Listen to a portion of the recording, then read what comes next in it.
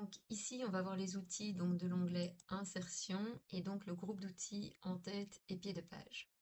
Donc tout d'abord, on va ouvrir l'espace de mise en page de l'en-tête. Donc si on veut aller plus vite, on peut directement faire ceci. Donc par exemple, quand on voit qu'il est marqué noter en haut à gauche de l'en-tête ton nom et ton prénom, on pourrait par exemple mettre Marie Ouvreur.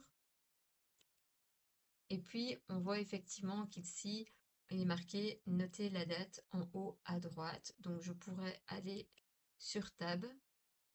Donc on va voir que ça va se mettre ici. Et donc je vais mettre la date d'aujourd'hui. On est le 11 juin 2026. Donc là on voit que si on va un peu changer, vous voyez là on peut changer le curseur et le mettre plus par là. Ou quoi.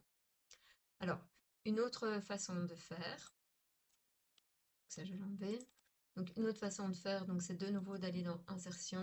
Donc là je vais dans les en-têtes. Comme je devais mettre une information à gauche et à droite, je pourrais prendre celui-ci. Et donc là je pourrais mettre le nom. Donc Marie Ouvreur. Là, je vais mettre la date, le 11 juin 2026. Et comme j'ai pas besoin de ce qui est au milieu, je vais juste l'enlever. Donc ça, c'est une autre façon de faire. Alors, à quoi sert un en-tête? Parce qu'une fois que je l'ai mis dans l'en-tête, on va voir qu'à la page suivante, eh bien, cette en-tête va se retrouver à nouveau. Donc, ensuite, on va insérer les numéros de page en bas à gauche. Donc, l'objectif, c'est de les mettre ici. Donc, pour cela, je retourne dans l'onglet Insertion, je vais dans les numéros de page. Ici, on a demandé de mettre en bas de page, donc on voit qu'on peut mettre ces pages à d'autres endroits. Donc ici, en haut, en bas, dans la marge aussi. Donc là, il y a plusieurs possibilités. Donc je vais mettre en bas. À gauche, là aussi, il nous propose donc différentes façons de les mettre. Et donc, moi, je vais prendre celui-là. Donc on voit voilà que mes numéros de page se sont mis. Si je vais à la page suivante, on verra qu'il est marqué donc 2.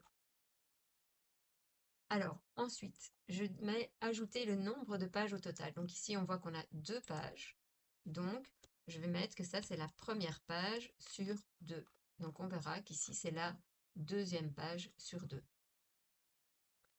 Ensuite, ajouter le nom des exercices en calibri 11 devant le numéro des pages.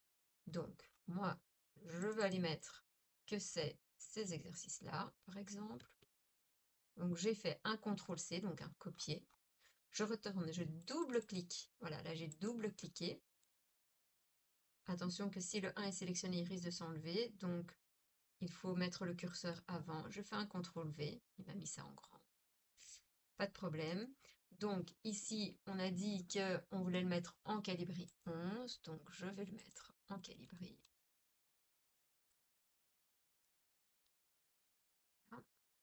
11, pas en gras. Donc voilà. Alors on voit qu'il n'est pas super bien mis. Alors si je veux ajuster ça, il faut savoir comment la mise en page est faite. C'est pour ça que moi j'aime toujours aller là-dessus. Et donc ici, effectivement, je vois qu'ils sont sans doute pas sur la même ligne. Donc voilà. Donc ici, effectivement, ce que je pourrais faire, c'est vraiment le remettre devant, espérant qu'il va bien se mettre, ce qu'il ne veut pas. Donc sinon, c'est pas grave, hein, je peux le noter aussi comme ça. Insertion, en tête et pied de page. Voilà, donc là, je vais l'enlever. Je vois aussi que ici, j'ai un espace en trop que je pourrais enlever. Et donc, voilà. Ici, sur le côté, vous allez aussi pouvoir descendre si jamais il vous manque un peu de place, etc.